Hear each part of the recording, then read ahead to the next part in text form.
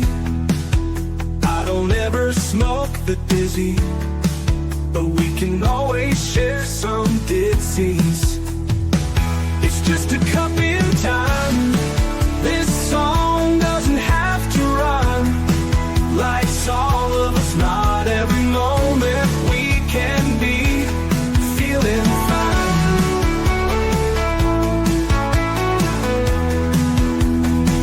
I wanna share a moment, just a second if you will, maybe even a cup of thrill.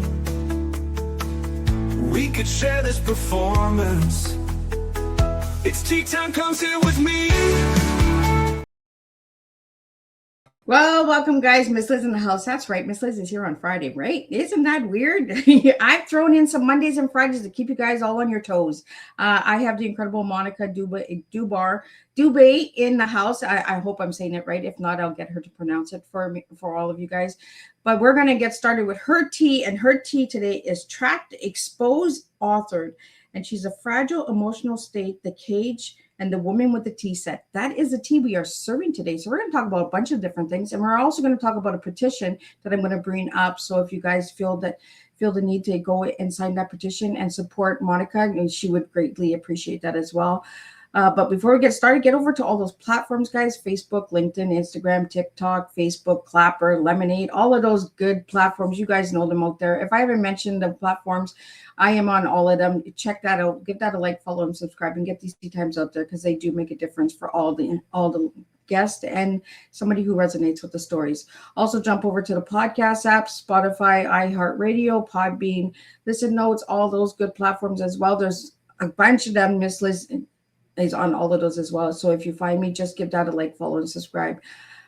Also, jump over to babyboomers.org because Miss Liz has partnered up with them. If you guys are looking for something different and you're looking to be on different podcasts, there are over 50 different podcast hosts over there that you can reach out to and get yourself seen on those shows as well. Or check those podcasts out and give those a like, follow, and subscribe. Miss Liz is all about supporting one another, right? So let's get the disclaimer going, and then we're going to get Monica in here with a beautiful intro, and then we're going to spill her tea, and we're going to make a difference today. Disclaimer for Miss Liz's Tea Time live show. Miss Liz's Tea Time is a global platform dedicating to sharing real-life stories, diverse perspectives, and meaningful conversations that inspire awareness, healing, and connection. I'm Miss Liz is going live using StreamYard. Before leaving a comment during the live broadcast, please grant StreamYard permission to display your name at StreamYard.com. Please be advised that all the content brought forward during any Tea Time show is presented in good faith. However, discussions may include opinions, beliefs, and perspectives that do not necessarily represent the views of Miss Liz or the Tea Time platform. Information shared by guests is based on their own experiences and is perceived to be accurate at the given time of airing. All guests, viewers, and participants are responsible for using their own good judgment when considering any action or decision that may relate to these discussions. Some episodes may cover sensitive topics, including but not limited to trauma, abuse, grief, mental health, and other emotionally triggering subjects. Listeners' and viewers' discretion is strongly advised. Tea Time with Miss Liz is an open discussion forum designed to offer insight, inspire awareness, and create connection. It is not a substitute for professional, medical, legal, or therapeutical advice. If you require professional support, please seek assistance from qualified professionals or trusted resources in your area. If you have any questions regarding this disclaimer or the content of the discussion, you are welcome to contact me, aka Miss Liz, directly at bookingmissliz@gmail.com or visit my link tree at Miss Liz's Tea Time. By choosing to participate in, comment on, or view these live shows, you acknowledge and accept this disclaimer. Your participation is entirely voluntary. I, Miss Liz, welcomes you to join the conversation with an open heart, and if at any time you feel this platform is not right for you, I respect your wishes and decision and welcome you back whenever you are ready. Tea Time with Miss Liz is serving truth and awareness one cup at a time.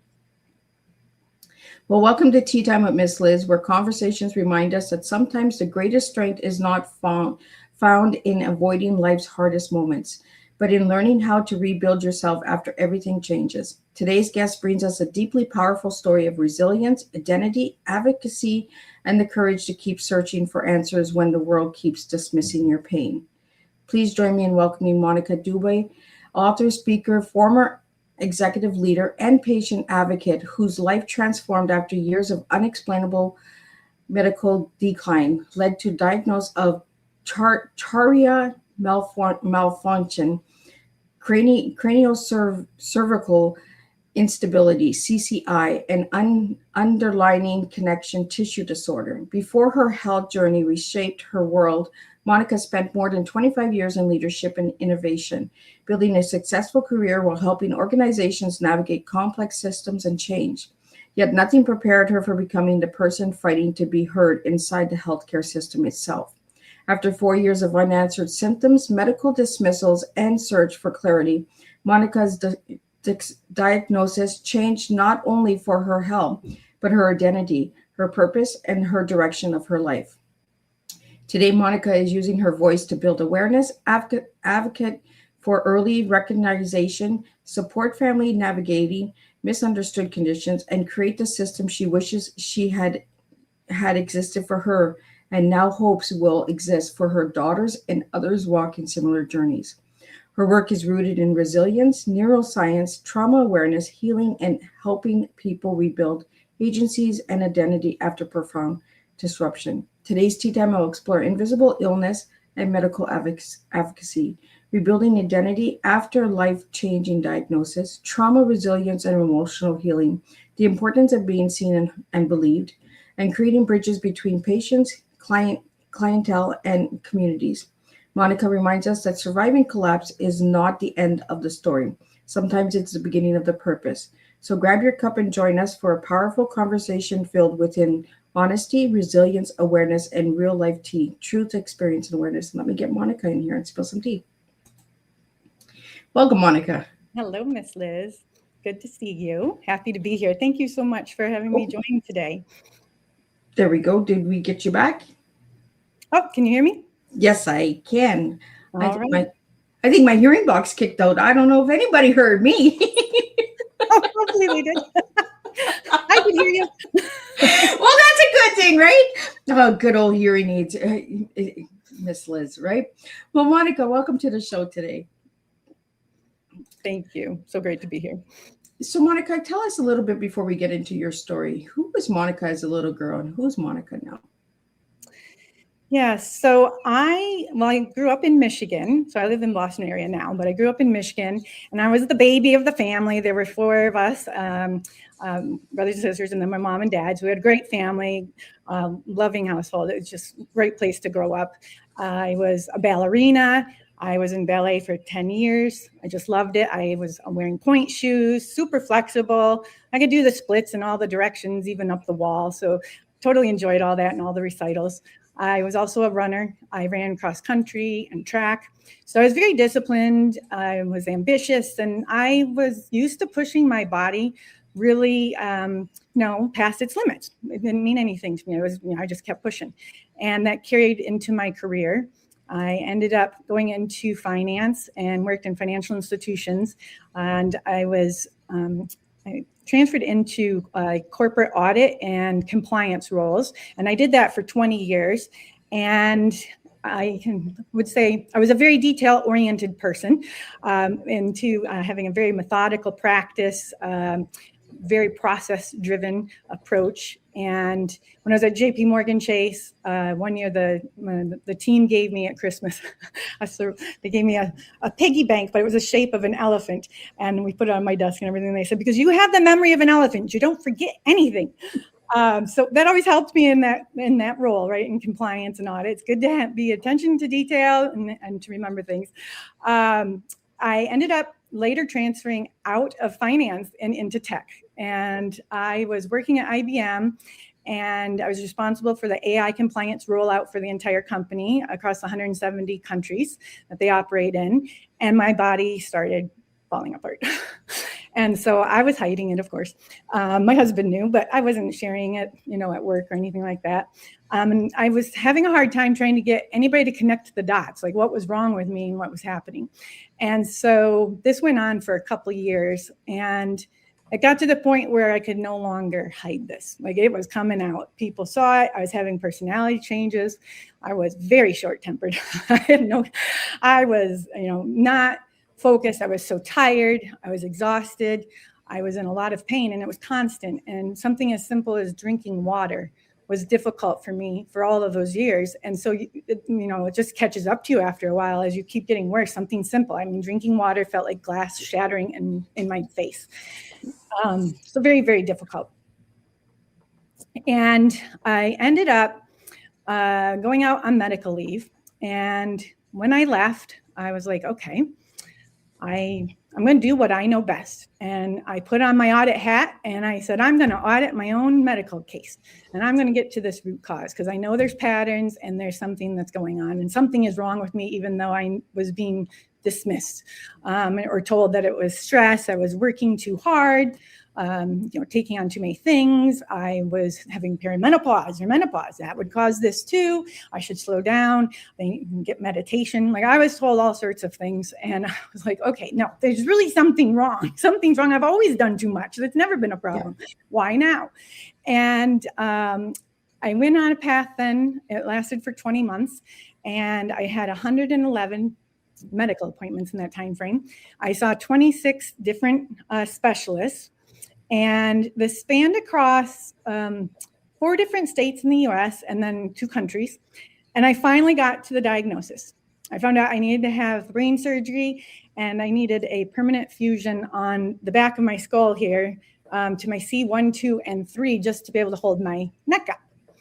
And I have to say that now I'm 1 year out from the surgery.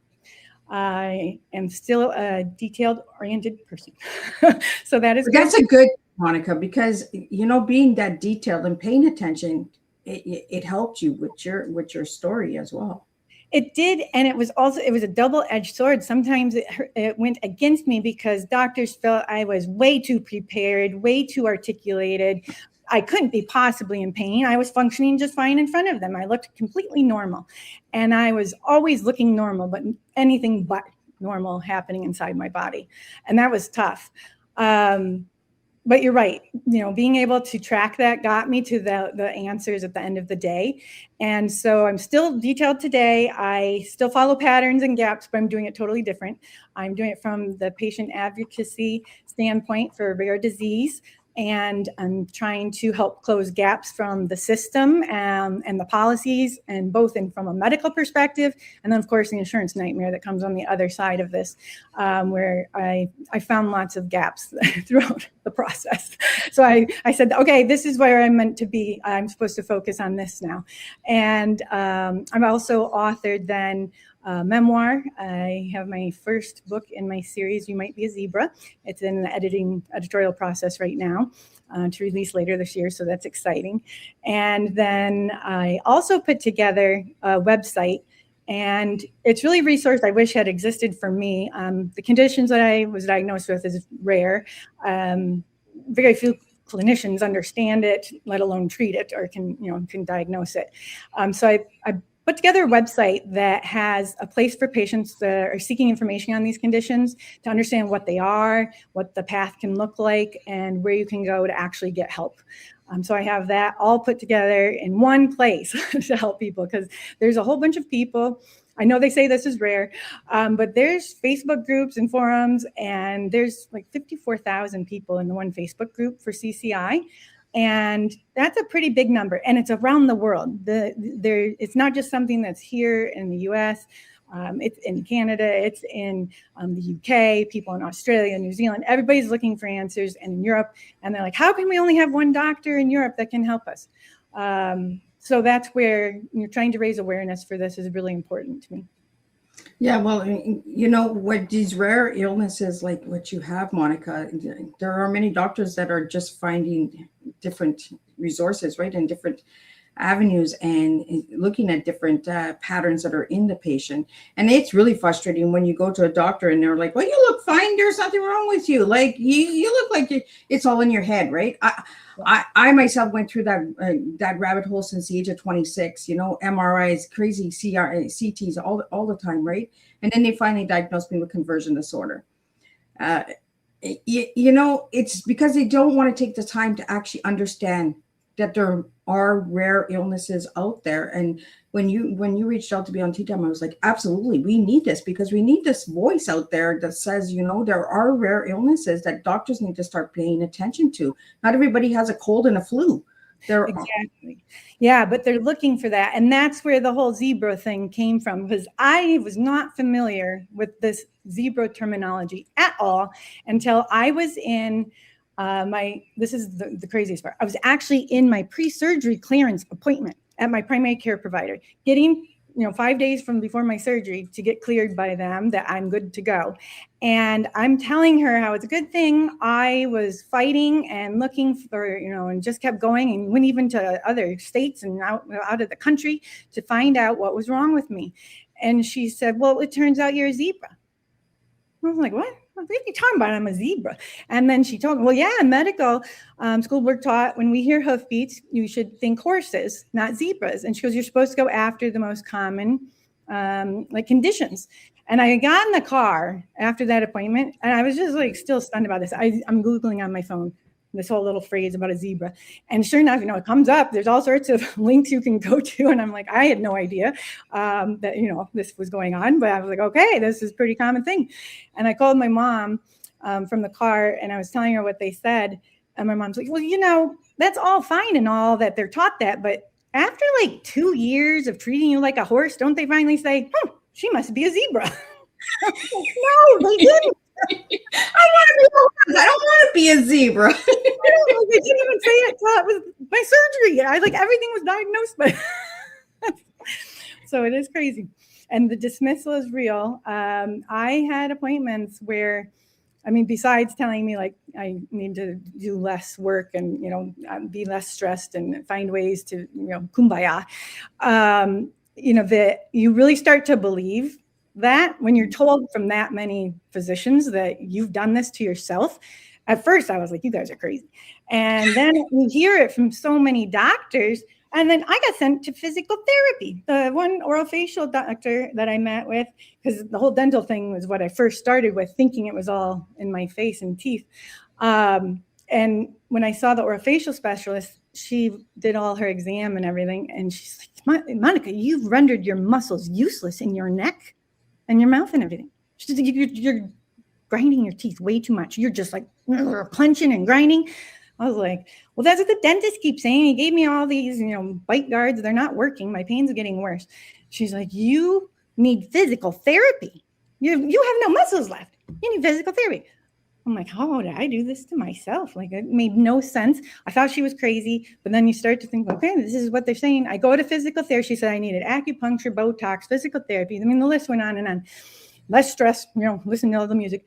And the physical therapist, I had to find one that was specializing in TMJ.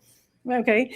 And she did this whole exam and her therapy with me. And at the appointment, she finally says to me, this is a few weeks in, she's like, Monica, she goes, have you had anybody run blood work on you yet? Because I don't think this is TMJ and stress. And I was like, interesting. And that's where I went back to primary care, because I've been seeing dental and the orofacial. So I went back to primary care, and that's where I started getting referred out to so many different specialists. But the one specialist that I went to, he came in to the room. I was sitting in there just waiting. I was all excited. I think, you're going to get an answer. Every appointment, I would get my hopes up. I'm going to get an answer.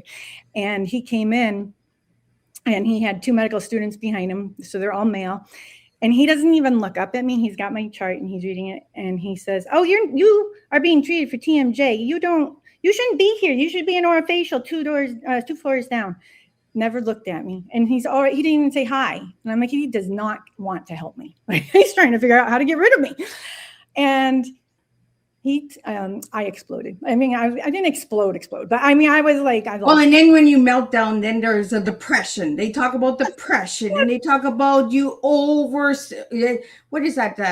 There's a word that hyperplegic, where you want to just see doctors all the time. Oh yeah, because you feel like you're nothing. Yeah, because you want to be heard, so you're just seeing doctor, and you're listening to the doctors because the doctors are saying, go to this specialist, go to this specialist, go to this specialist, and then when the specialist sees, they're like, well, why did they send you here? Yes. Well, because that doctor sent me here. I'm only doing what you guys are telling me to do. You're supposed to be the professionals, so let's. That's what I even said to this guy. It was referred to him by the other guy. And he's like, I said, no, he sent me here. The doctor said I should be seeing you. And I I got upset and I started to get teary-eyed because I was like, it's not TMJ. I have something wrong neurologically. I'm having all these problems. I've been to the ER. We're having tremors. I can't control like involuntary movements and terrible headaches. They're calling them migraines. Nothing works for them. I can't move for 24 hours. I'm debilitated. And if I move, I throw up and I'm in intense pain. And I, of course, had a little tear come down, and the doctor said, can one of you please hand her a tissue? And the next day I logged into my online chart, and he wrote at the very top, patient appears in a fragile emotional state, became tearful during the appointment. I'm like, so if you are intense about it and trying to show urgency and that there is something wrong, and you get, oh, you're just anxiety and fragile. But if you don't show enough urgency, then you feel like they don't take you seriously. So it's really, you get lost in the shuffle. Well, it's a two-sword, right? Two-edged sword. Like you come in and you want it and want answers. And then if you're emotional, well, because you're so stressed out, because it's so long and so many answers and so many, there's mixed messages, right? And not being seen. Like when a doctor looks at their chart and doesn't even look up at you, that is so disrespectful. Like it's horrible. To explain the feeling that you get when a doctor does that, you know, or they finally look at your chart and they're like, oh, well, you know what, in 2018, you had this. Oh, we're just seeing it now. Oh, okay. Well, what the heck is this? Like, do you guys look at the charts every 10 years? Like, what is going on here? No. And they tend to only have like their 15-minute slot window. I literally had one tell me, I had brought the folder with paperwork once I finally had a diagnosis of the craniocervical instability and some of the other stuff. And she just looked at it. She's like, okay, we've taken up more than the 15 minutes we're allowed. And so you go photocopy all that and bring it back for us. I'm like, she's got her copy machines and staff out here. Like, but you get that kind of dismissal too. So, and like the guy that didn't even look at me, why is he in the job he's in? Is he that upset to be working? Because I mean, you think if you're a doctor, you care about your patients and would say, hello. Well, that's what I mean, right? Do you go into these fields just for the currency, or do you go in for the purpose of it? Like, you know, you want to make a difference. You want to become a doctor because you want to make a difference for patients, or do you just want to go into it because of the paycheck? You know, and that's where a lot of doctors are going for, just the paycheck. Yeah. You know, and they're not seeing the human being right in front of them. And they could be that doctor that makes that difference and makes a difference in the health system by saying, you know what, I've never seen this before. Let me look a little deeper. It's like a school project, right? You get this result and you're like, but that doesn't add up. Like A and B is not adding up. So where does C come in here? Let's dig a little bit deeper. Maybe D needs to come into the equation. Like, you know what I mean? Like start connecting the dots, like you said. Exactly. But they don't. So, I mean, I really had to go through and do it myself. They wanted to do Band-Aids. They didn't want to get to root cause. They were all about, Monica, you should have an ablation of your occipital nerves. That will help those migraines that you're getting in the back of your head. I'd be like, I can't hold my head up. It hurts. I can't even hold it up. I have to lay down and put it on heating pads. Like I can't hold it up anymore. And they're like, no, we'll do the nerve ablation. So then I had to do more research to figure out what other alternatives are there, because that's not even a solution. Like they don't know, why do I need a nerve ablation? Why do you have to burn this nerve? Like why? You should know why before you suggest doing it. But they said they didn't need to know why, because a lot of the times they said it's just unknown, because it could be many things. Could be the stress or right. They listed all the things out, just the migraines, and they weren't interested in getting to that root cause. And then I eventually got referred to a pain psychologist. I didn't know those existed. I went to that appointment because I'm just desperate at this point, right? Anybody that can help me do anything, I was like, I will go. I'm like thinking, is he gonna tell me it's all in my head? Like, what's he trying to say? And I had the meeting with him. He actually was really good. He listened to everything, and he's like, we can help you. We can work with you. And he said, I want you to see the pain psychiatrist. And I was like, oh my gosh, I'm being escalated. I mean, it sounds like a roller coaster, you know, like it gets to the point where you're just like, what the heck? What is next, right? Yes. Do I even let them know that this is happening? Like this, a new thing is coming, a new pattern is coming, a new, Monica, we have some questions that are coming into the studio that I'd just like to get out to you as well, for my listeners that are tuning in. And thank you guys for tuning in today. I appreciate that. The first one is from Ariel, and it's, how did Monica first realize that something was more serious might be happening with her health? Oh, yeah, that's a good question, Ariel. Yes, so at first, right, I thought tooth. And it was my back of my neck, and I had all these sharp pains with food and water and stuff happening in the mouth and, spreading up the face. So, of course, I kept thinking tooth, and the dentist kept telling me, get this night guard, do this other night guard, have muscle relaxants. Then I got escalated to do the Botox and the physical therapy and all of that. Once I went out on medical leave, and I was having all the neurological conditions now, and these debilitating periods where, again, it would be, don't touch me. Because like even one little movement that I did to like look at a cell phone, I would throw up. Later, I find out it's because all my fluids weren't processing through my head, and right, because I had compression through here from that craniocervical instability. So what that is the ligaments that hold up my head on all my vertebrae through here in the craniocervical junction to C3, the ligaments weren't doing their work. They were too stretchy. They like the stretched out rubber band, and so they were collapsing. So I was having my inside internally was collapsing like that, and I had compression when I was sleeping. Some of the time at 90% is what they determined, 90% compression. So not a lot of fluids going up and down that should be processing through the body. And like vagus nerve compression, the jugular vein was compressed. I had the optic nerve compression. So I had a lot of different things that were happening through the whole body. And that's when it was giving me more symptoms, that it became a full body thing. I was having all sorts of issues, but that also was part of the difficulty in treating, because then each specialist was treating me in their own silo, instead of looking at the whole big picture and saying, oh, there must be something wrong that's causing our whole system to mess up. And instead they're like, right, the neurologist is only looking at the headaches section and not the other stuff. So that was really tricky. I got a question for you, because I have CFF blockage, where the spinal fluid's not going up to the brain, right? Yes. Did you have that? Yes, and that's where I did have the blockage. And so it depended, it wasn't constant, right? Because my instability can be worse in a vehicle, because now you add the movement.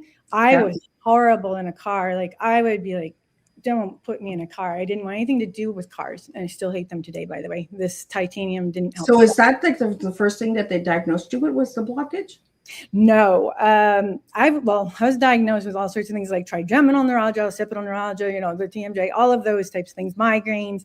When I got the first official diagnosis that actually was a real diagnosis for what was happening to me, the doctor that he had the image up on the screen. My husband and I were in there watching him watch it live. They had done a digital motion x-ray. So up to this point, I had all the MRIs I'd been having were lying down. And when they did the digital motion x-ray, you open your mouth for that and you can see those top vertebrae through there, and they have you move and turn your head, and they can see what's happening to the vertebrae in motion. So if you're just sitting and laying down, right, you don't see the motion part. And since the ligaments weren't doing their job, you needed to see me in motion, because that's when you could see it was all collapsing. And so when we watched it for the first time with that doctor, he's like, "You have a broken neck." He's like, "You're a surgery candidate." And we're like, "What? Huh? What? Who does the surgery for this? Like, what is this?" And then from there, I had additional scans, because now I knew, okay, I need certain neurosurgeons that can treat this, because there's not very many in the world that can do that. And each neurosurgeon visit I had, I got a new diagnosis along with my other ones, because they did different imaging yet again. So that's when I got the Chiari, was at the first neurosurgeon. He did an upright MRI, and the upright MRI can see that the cerebellum has fallen into my spinal canal. But when I lie down on a regular MRI, it would fall back into place somewhat. So you wouldn't see it on the lay down MRI that I had that condition. So that's why that wouldn't have been diagnosed originally. But the doctors, right, like they don't have enough of the knowledge to understand that there's these different imagings that exist and are available out there, and insurance doesn't like it. They don't want to cover it. So it's a little difficult in that sense because there are so many different images to get that are available. I had no idea about any of that. I just thought they do the MRI and they tell me it was normal. I thought that was a dead end for me. I did not understand there's so many more other types of imaging. Well, we have a question here from Kathy for you, and it's, what kept you motivated during those years of searching for answers? Oh my gosh, that's a very good question, Kathy. It's called, pillow screaming. I would lay there and be like, just knock me out, take me to the hospital, do whatever. I can't take this pain anymore. I don't want to fight anymore.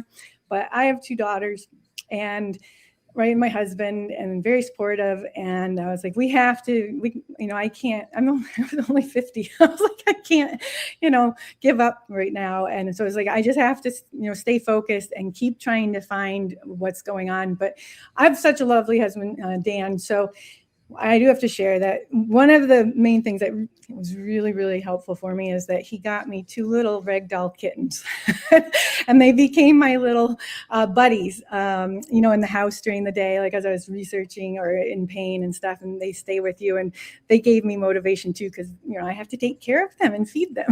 So that was helpful. Well, it's nice to always have a loving, supporting support, right? Like a spouse. Yeah. It makes a big difference when you're going through a lot of health issues. When you're by yourself, it's stressful. We have a question here from Rochelle. It is, was there a specific moment when you knew you needed to advocate for yourself more aggressively? Yeah, when I was being told that it was all because I had rendered my muscles useless, and that the PT person saying, wait a minute, have you had the blood work done yet? And start thinking about it from a different lens. And that's where it was like, okay, I need to advocate, because nobody was going to do blood work, for you have to suggest it and push for that. And even with the blood work that I had done, I found out later that didn't even run full panels, right? They ran just certain things. And so when I had additional blood work done later, from a different doctor, they were like stunned, because like all my vitamins, I was anemic, all these things that were wrong with me. And I was like, why wasn't that found before? It was never included in the other blood work. They only ran my thyroid,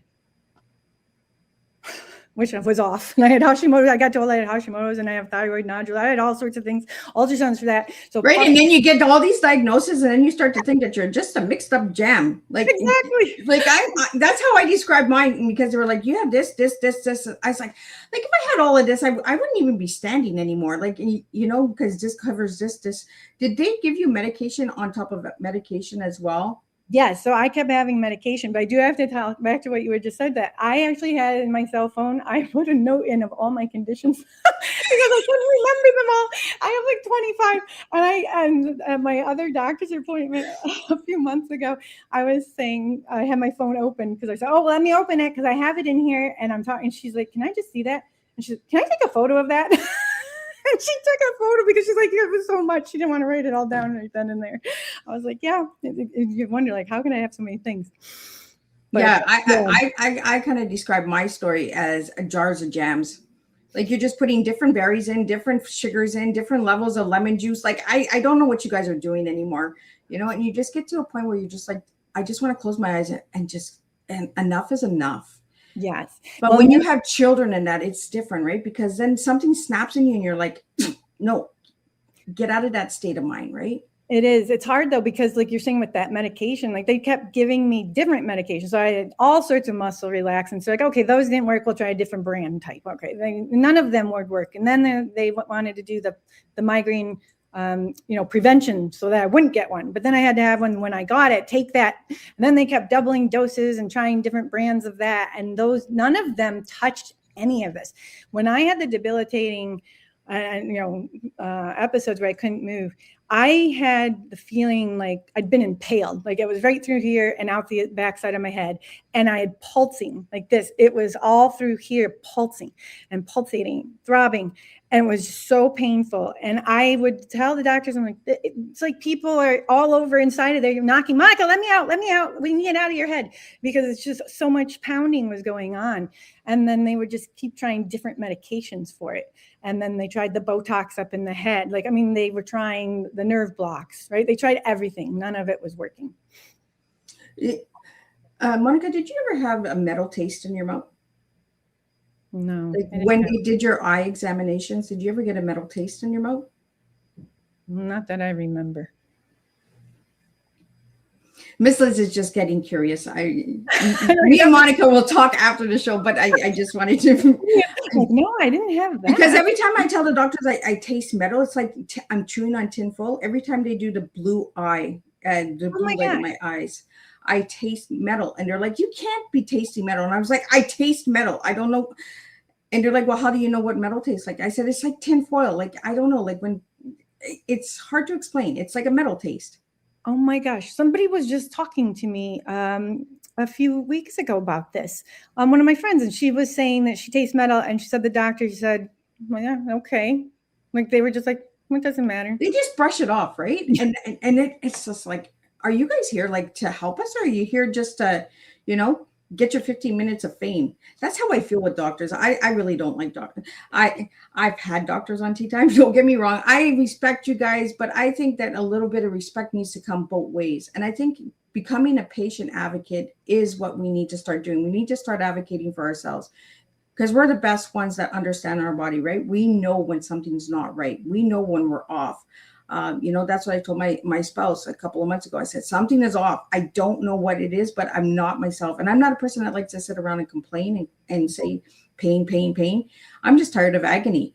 Like, it's not even pain anymore. It's just stupid agony. And I want it to go away. And I can get that from your story as well. Now, the zebra part, is that because zebras all have different stripes that they considered as zebra? Exactly, that they're all different. And so, and so they're considered rare too. And it's interesting still, though, how I guess in the medical world, my mom made a good point. It's like they don't say, wait a minute. Right? That one has a different stripe. No, stay away from it. It's like a tiger, right? I want to be a tiger. I don't want to be a zebra. If you guys are going to diagnose me as a tiger, please. Well, Monica, we have a question here, and then I want to get into your tea a little bit from Bargain Homes. Do you think that approach helps speed up your diagnosis eventually? Oh, to where I started doing the audit and everything. Oh, for sure. Because mine is 20 months. I have people that reached out to me through the Facebook group that were undiagnosed for 10 years.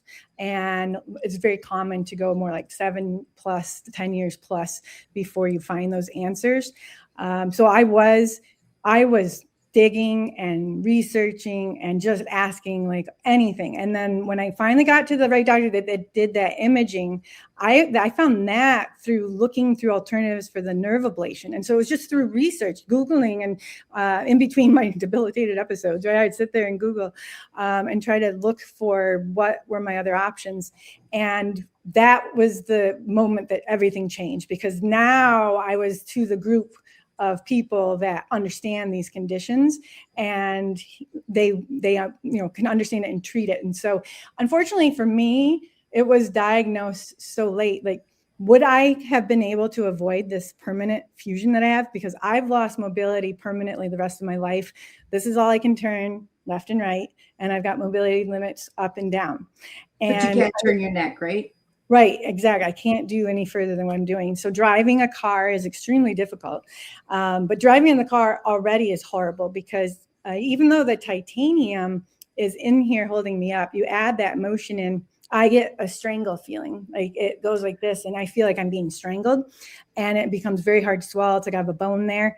That happens even during the day. If I've been sitting up like on a laptop or working or out and about, if I'm on an errand or something with the kids, that it's too much activity and I need to go back and lay back down.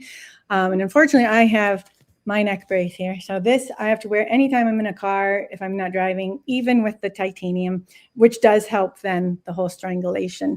But the cage, is the neck brace. And I have to say, I have a love-hate relationship with this neck brace. And I can imagine. I'm like, serious. But, I do have to show. So this is what's in my head. So that's what the titanium looks like. And I had 2 neurosurgeons and a plastic surgeon that did the surgery. So the first neurosurgeon did the Chiari decompression. So he removed part of the skull to make room for the cerebellum that fell in. My other neurosurgeon, he did the titanium fusion, and he pulverized the skull that they removed and put it on top of all the titanium, so it would fool my body that it was not a foreign object and that it would accept it and not reject it. So it's really cool how they, have this all figured out now. And I had a plastic surgeon who was also part of the team. So my surgery was 8 hours. The part of the team was a plastic surgeon who went in and he removed dead nerve, because I had numbness that had come down into the arms and the involuntary movements and things that were happening. And that's from all those nerves being compressed from all that time.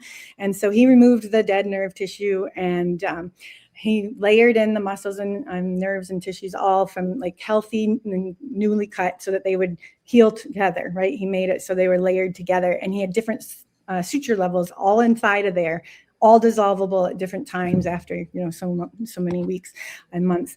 But I had zero outside stitches or staples or anything. He had everything all dissolvable. Amazing.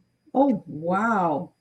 See, and those are the doctors that need a shout out for, like, there are some that are doing it for they're doing it for for purpose. Yes, to make exactly. a difference. Yeah, once I found all the neurosurgeons that I met with that understood this and are working towards helping patients with this, they all are so very experienced, and they've all got their different little expertise that they've honed in on too. Because it's almost like you have a chef in the kitchen making bolognese, but if you put 5 chefs in there, all the 5 bolognese will be slightly a little bit different, right? Yeah.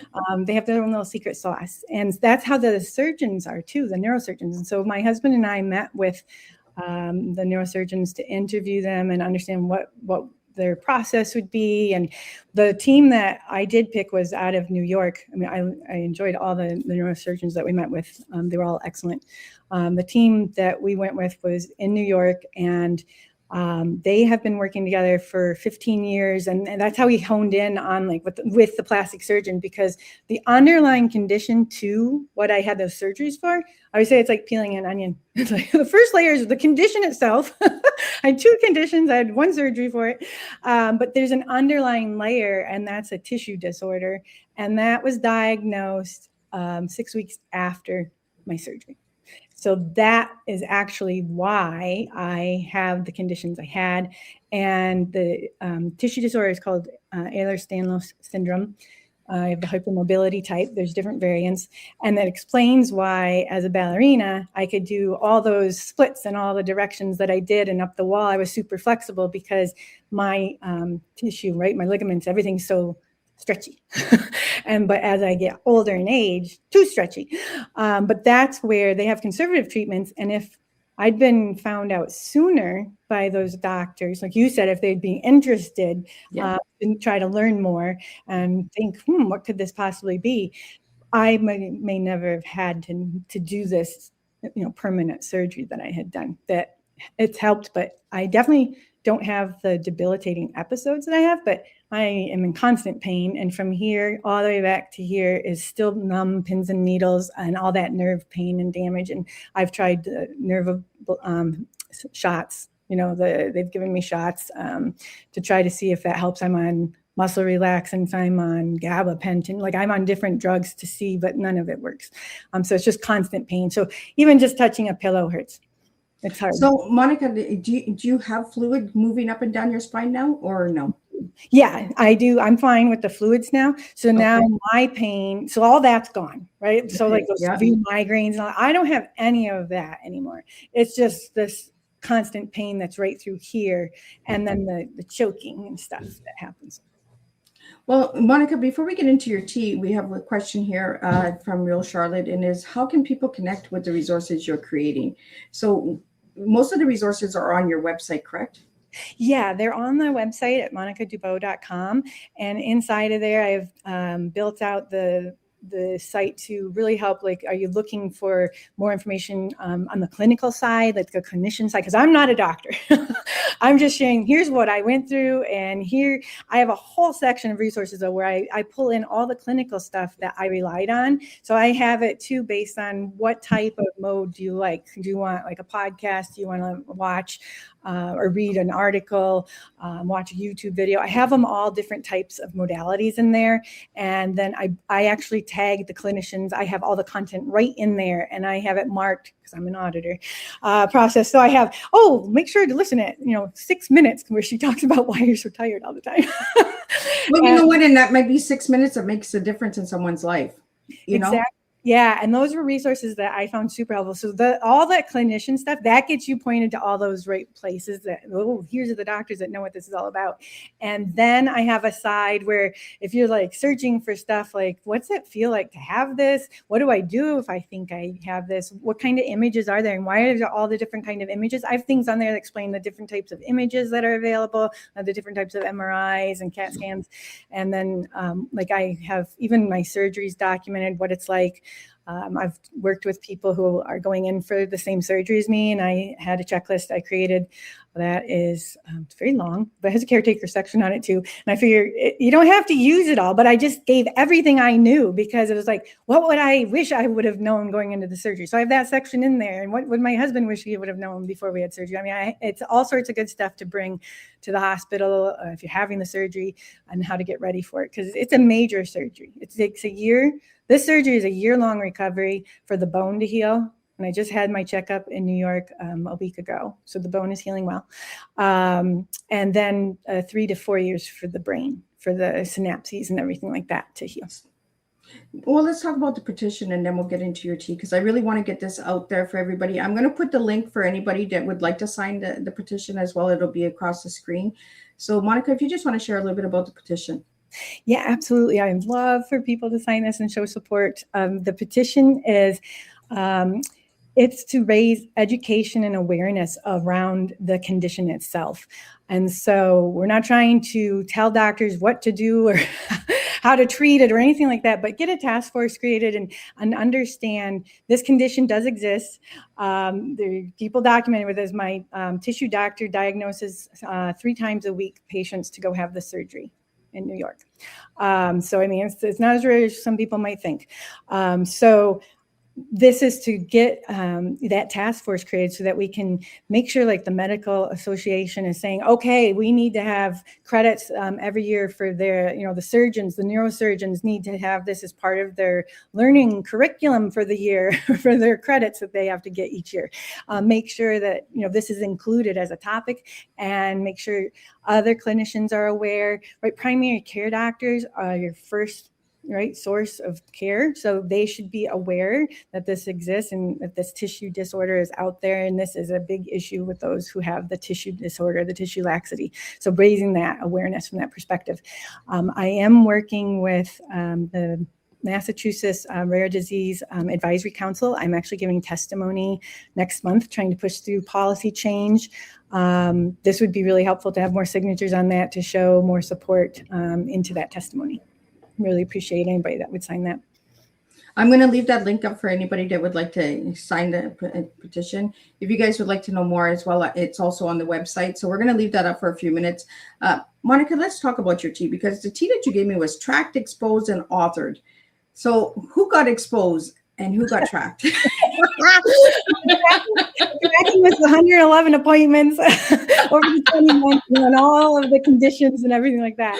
That's a tracking. Exposed, it was 2 things though. The exposed is a 2-pronged, because I exposed, okay, what that image you just showed, it was real. It was happening inside my body and nobody saw it, but that was what was happening to me.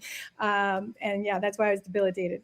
But it also exposed the gaps in the system. So part of what I'm going on testimony for next month with the Rare Disease Council of Massachusetts is that the insurance company, so they can do a peer-to-peer review and this is what they do with my surgery. They do it with other surgeries too, but they have a peer doctor review for them, and they declined my surgery 2 days before my surgery. My surgeon called me on a Sunday, 2 days before I'm supposed to be in New York.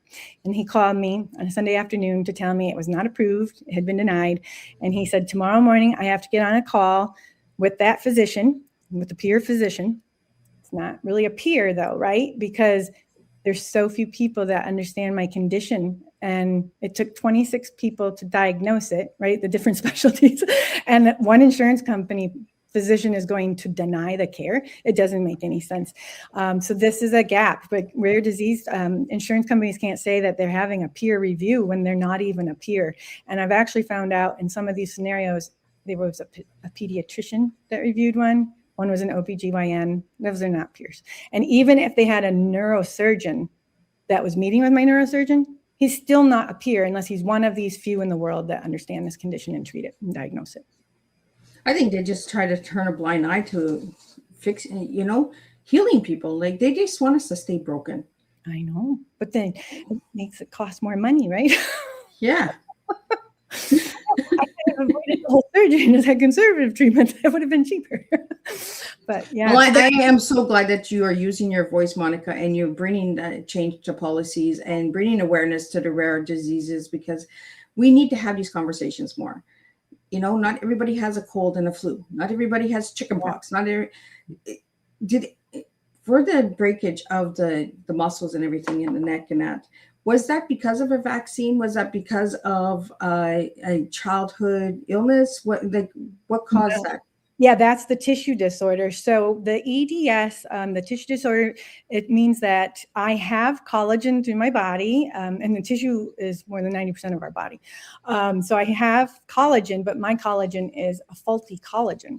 So it's not doing its job as well as other people that have good collagen.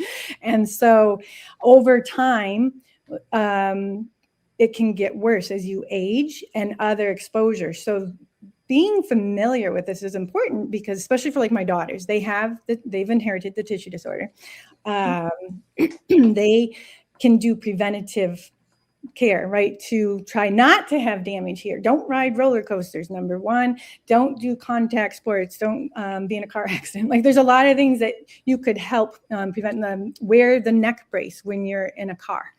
And the dentist, I wear it in the car, but for like my daughters, wear it at the dental appointment, because going to lean back in the dental chair, they say that wearing the neck brace is a very good protection for anybody that would have the tissue disorder, to help protect this, the craniocervical junction. So things like that, being aware that there are things that you can do to help. It might not work for everybody, but right, any prevention that you can try is worth it. So is there any signs that people should be looking for, like with this tissue disorder? With the tissue disorder, yeah. So if you're extremely flexible, double jointed, could do the splits as a kid, there's actually the Baton score. There's a test that's out there. It takes less than 5 minutes. They look at, like, if you can turn your arm up and it pops up, like, do you have like your shoulder dislocate? Like my shoulders dislocate if I sleep wrong. That's from the tissue disorder. So the joints aren't very stable. Especially, it's like my daughters, they can put their feet behind their head. They can pull them up and like put them. I can't do that. If I did that, I'm not coming out of that. But I am dead serious. They can stay in this chair and pull their feet back up and behind there. But like I can sit down on the floor and do like crazy things where I can turn my legs outward and stuff. So it's like you can really like turn your body in different ways. And my daughter, when she was 1, she got put in a cast because she broke her arm, and it was broken 3 places. So they had the cast that came up, up here by your shoulder, and she had that bent arm into the cast, came around her, the whole area of your thumb, hand, up, right? Whole thing. She broke out of the cast. She was 1. She broke out of the cast after like 10 days. And I'm like, oh my goodness. I call the orthopedic surgeon. He's like, bring her in. I bring the cast, I bring her, and he's like, he goes, that's really weird. That doesn't usually happen. And he's looking, and he's like, maybe it was too loose. I don't think it was loose, but he's like, okay, we'll do another one. So we went from purple, and we changed the color to red. And then she's in the red cast, and she's in it 5 days, and she's out of that one. And I call, and we go back in, and he's like, no, that I know was not too loose. He's like, this is crazy. And we go pink. So I come home, she gets out of pink. And she always did it when I wasn't in the room. But my other daughter ran and get me, and I go in there, and she's sitting in front of the pink casts on the floor, and she's all smiley. And I'm like, what the heck? And I take her picture, and I go back to the doctor, and I said, I think she's a fashionista. She likes to change the color every week. And he says, she is baby Houdini. He's like, how is she doing this? And now we know. I was about to say she's a Houdini. Like, she's coming out of them. Like, she's a magician. It was a tissue disorder. She can contort. And like, she broke out of a cast at 3 times. But yet, think about this. This is years ago now, because she's 16 now. But no one said, like, the doctor didn't say, like, wow, we should see if there's a condition that causes like there's a tissue disorder. Like, if they were familiar with the tissue disorder, they would be like, she has EDS, and this is why she's able to contort herself and do that. So your children are genetic to the tissue disorder? Yeah. So I inherited it too. Didn't know it, and so they both have it. So yes, my youngest daughter is getting treated this summer through the same doctor team that I've been working with to get additional screening and things to look at, because like she gets migraines and other pain, like back pain and other stuff too. So she's getting looked at for that further. But yeah, it's for them, it's really how do you help prevent stuff too? So like those prevention tips. So, Monica, we have a question. Is it only females that are getting this tissue disorder, or is there males as well? Oh, great question. So it is, both can get it, but it's predominantly females get it. And what's really interesting is there is a connection with perimenopause and menopause that a lot of women don't know they have it until that time frame, because during perimenopause and menopause, the first 5 years, you lose 30% of your collagen going through perimenopause, menopause. And so if you're taking away 30% of the collagen of somebody that's already got faulty collagen, like that's not a good sign. So that sometimes then it's even more common to find out during that time frame. And you were diagnosed at what age? Yeah, I was 50. And good old 50s. Yeah. I'm in the 50s club too. I'm just like, yeah, so I'm 51 now. Yep. And I have the loss of mobility permanently. So Monica, if for any of the listeners out there, if they'd like to know more about the tissue disorder and all that, how can they reach you and how can they connect with you? Oh, yes, absolutely. Go right to monicadubeau.com. All the resources are on there. And then, of course, there's also the contact form, and you can reach me through that contact form that's on the website. So what message would you give to everybody that is becoming an advocate for their own health today? Oh, my gosh. I would say that if you are still getting normal scans, but you are in pain and something's wrong, just know it's not imaginary pain, that you really do have pain, and that you need to keep searching, look for the root cause, look at different imaging that's available, press the doctors for what else can they do. Have they exhausted all of the options, right? With the special imaging, there's so many imaging, like go to my website and read about the different imaging that's available, because that might be something that you need, like, right? If you're laying down, you need gravity and be sitting up to see certain conditions. And not a lot of doctors understand that. So for anybody that is suffering right now and you feel like you're not being heard by a doctor, advocate for yourself, because you know your body the best, you know, and that's why I bring these stories to the table for you guys, so that you guys can see that there are people that are not being heard, and we just got to advocate. We got to start being that voice for the voiceless out there and start bringing that change. And that's what Teatime is all about. Monica, I really want to just thank you for joining me on Teatime and bringing your story to the table. When your book comes out, please let me know so I can let the listeners know as well. You know, this was an amazing Teatime. I really want to just thank everybody for tuning in and bringing your questions and support as well to all of my guests each and every time we come to the table. I'm just going to do a quick recap of what today's Teatime was, and I won't be back at 7 p.m. It is going to be rescheduled. A family crisis came up, so we are rescheduling that for a later time. But What an incredible and powerful, meaningful conversation today. Monica, thank you for bringing your honesty, vulnerability, strength, and advocacy to the Tea Time table. Your story is not simply about illness. It is about identity, resilience, survival, and the courage to keep searching for answers, even when your reality is misunderstood by others. Today's conversation reminded us how deeply life can change in ways people on the outside may never fully see. We explored invisible illnesses, medical advocacy, trauma, emotional healing, rebuilding identity, and the importance of creating systems where people feel heard rather than dismissed. One of the strongest takeaways from today is this: being believed can change someone's life. Through your advocacy and storytelling, you are helping others feel less alone while also creating awareness that may lead to earlier recognition, deeper compassion, and stronger support for families navigating complex conditions. You also reminded listeners that resilience is not about pretending everything is okay. Sometimes resilience is simply choosing to keep going while rebuilding yourself place by place. Here's some food for thought to leave with everyone today. How differently might people heal if they were met first with compassion instead of skepticism? Because sometimes the greatest medicine begins with someone finally saying, I see you, I believe you, and you are not alone. Thank you, Monica, for transforming your pain into purpose and for building bridges that help others navigate journeys that can often feel isolating and overwhelming. Until next time, keep raising awareness, keep creating connection, and keep serving real life tea, one conversation at a time. And I'll see everybody next week, and we'll do this all over again.